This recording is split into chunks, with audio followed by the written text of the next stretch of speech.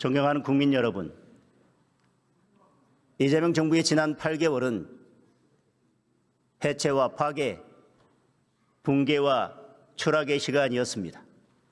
단순히 정책의 실패가 아닙니다. 헌정 질서를 해체하고 사법 질서를 파괴하고 있습니다. 시장 경제는 붕괴되고 민생 경제는 추락하고 있습니다.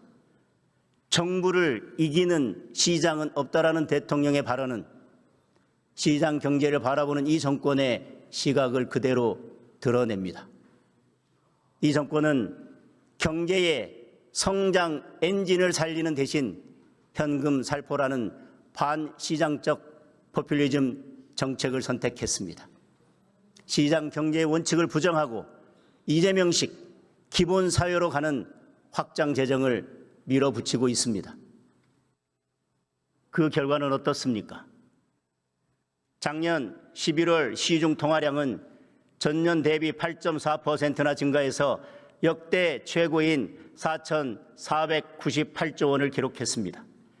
이재명 정권 출범 후 소비 쿠폰 등 돈을 불기 시작하면서 8월 이후 4개월 연속 8%대의 높은 상승률입니다.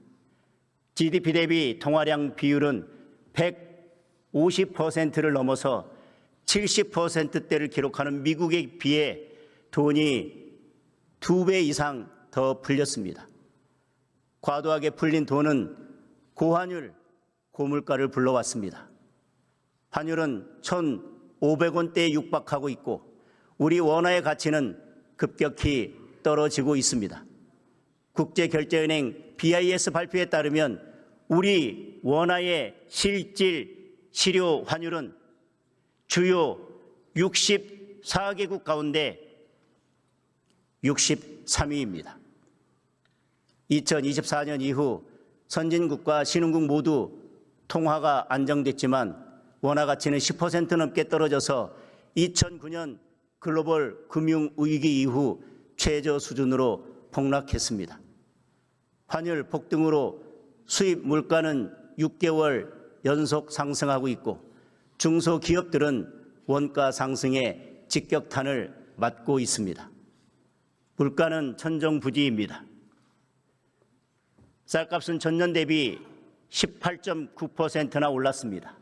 사과 19.6%, 귤 15.1% 등 과일값도 크게 올랐고 돼지고기, 소고기도 4% 넘게 올랐습니다.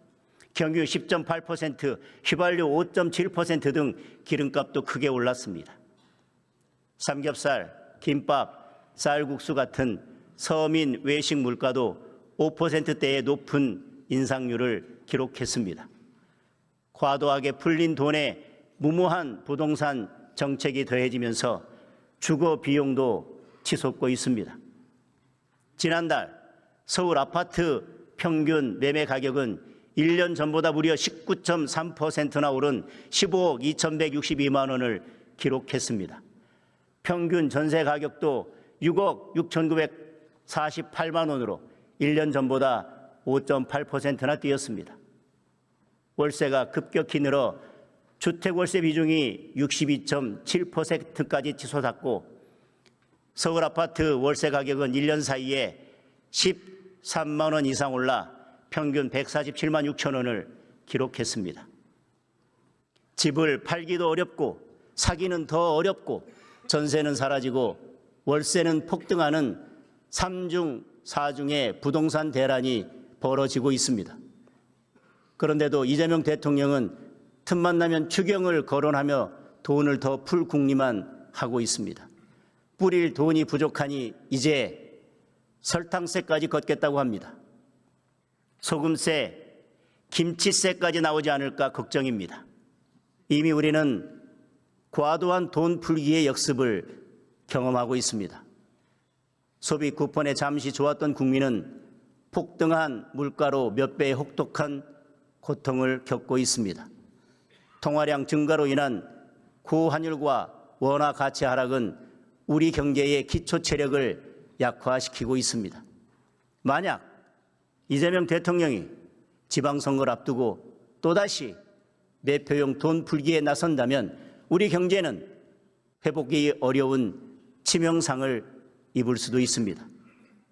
지금 정부가 해야 할 일은 현금 살포가 아니라 물가, 환율, 부동산 같은 기본부터 챙기고 서둘러 산업구조 혁신에 나서는 것입니다.